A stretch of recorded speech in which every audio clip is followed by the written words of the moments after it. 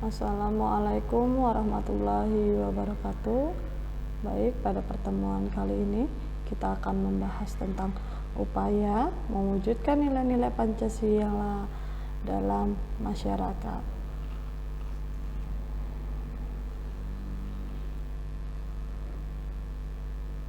Upaya pemerintah mewujudkan nilai-nilai Pancasila. Upaya mewujudkan nilai-nilai Pancasila dalam berbagai kehidupan dapat diwujudkan dengan sikap menunjukkan pelaksanaan Pancasila. Pemerintah dan masyarakat harus saling bersinergi satu irama dalam tekad yang sama. Berikut penjelasan upaya pemerintah mewujudkan nilai-nilai Pancasila dalam bidang politik, ekonomi, sosial, budaya, serta pertahanan dan keamanan. Perwujudan nilai-nilai Pancasila di bidang politik terlihat pada proses pemilihan umum secara langsung, umum, bebas, rahasia, jujur, dan adil. Rakyat merupakan pemegang kekuasaan dalam sistem demokrasi yang dianut Indonesia. Kekuasaan tersebut dijalankan sesuai dengan undang-undang sebagaimana diatur dalam pasal 1 ayat 2 Undang-Undang Dasar Negara Republik Indonesia tahun 1945 yang menegaskan bahwa kedaulatan berada di tangan rakyat dan dilaksanakan menurut Undang-Undang Dasar.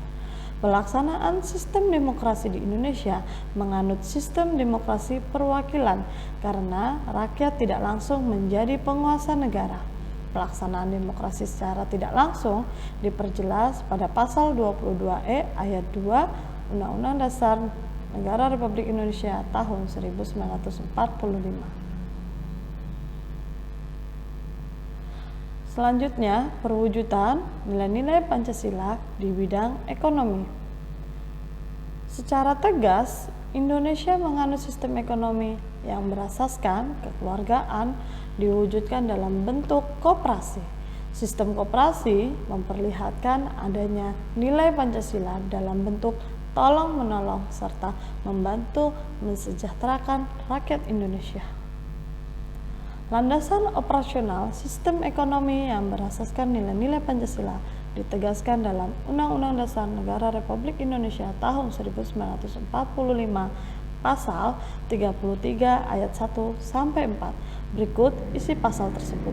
Yang pertama, perekonomian disusun sebagai usaha bersama berdasarkan asas kekeluargaan, cabang-cabang produksi yang penting bagi negara dan menguasai hajat hidup orang banyak dikuasai oleh negara. Bumi dan air dan kekayaan alam yang terkandung di dalamnya dikuasai oleh negara dan dipergunakan untuk sebesar-besarnya kemakmuran rakyat. Yang terakhir, perekonomian nasional diselenggarakan berdasarkan atas demokrasi ekonomi dengan prinsip kebersamaan, efisiensi, berkeadilan, berkelanjutan, berwawasan lingkungan, kemandirian, serta dengan menjaga keseimbangan kemajuan dan kesatuan ekonomi nasional. Perwujudan nilai-nilai Pancasila di bidang sosial budaya terlihat dalam kebudayaan masyarakat Indonesia. Pemerintah melalui pasal 32 ayat 1 Undang-Undang Dasar Negara Republik Indonesia tahun 1945 menyatakan bahwa negara memajukan kebudayaan nasional Indonesia di tengah peradaban dunia dengan menjamin kebebasan masyarakat dalam memelihara dan mengembangkan nilai-nilai budaya.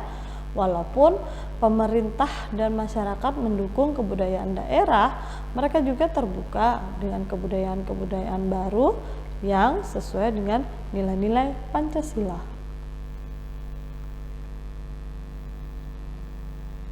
Perwujudan nilai-nilai Pancasila di bidang pertahanan dan keamanan dinyatakan dalam Undang-Undang Dasar Negara Republik Indonesia tahun 1945 pasal 27 ayat 3 yang menyatakan bahwa pembelaan negara merupakan hak dan kewajiban setiap warga negara. Perempuan dan laki-laki mempunyai hak dan kewajiban yang sama dalam upaya bela negara. Bela negara tidak hanya merujuk pada upaya latihan militer, namun dapat dilakukan dengan bela negara sesuai profesinya.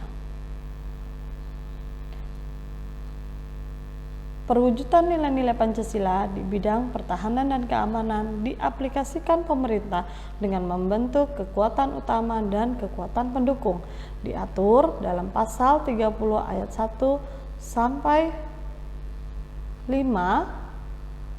Undang-Undang Dasar Negara Republik Indonesia tahun 1945. Pasal 30 ayat 1, tiap-tiap warga negara berhak dan wajib ikut serta dalam usaha pertahanan dan keamanan negara.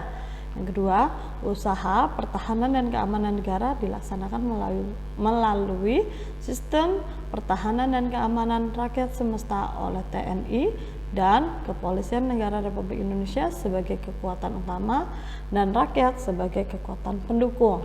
Yang ketiga, TNI terdiri atas Angkatan Darat, Angkatan Laut, Angkatan Udara sebagai alat negara bertugas mempertahankan, melindungi, dan memelihara keutuhan dan kedaulatan negara. Yang keempat, Kepolisian Negara Republik Indonesia sebagai alat negara yang menjaga keamanan dan ketertiban masyarakat bertugas melindungi, mengayomi, melayani masyarakat, serta menegakkan hukum. Yang kelima, susunan dan kedudukan TNI Indonesia, Kepolisian Negara Republik Indonesia, hubungan dan kewenangan TNI dan Kepolisian Republik Indonesia di dalam menjalankan tugasnya, syarat-syarat keikutsertaan warga negara dalam usaha pertahanan dan keamanan diatur dengan undang-undang. Demikianlah itu tadi pembahasan kita pada pertemuan kali ini. Thank you for attention. Wabillahi taufiq wal hidayah. Wassalamualaikum warahmatullahi wabarakatuh.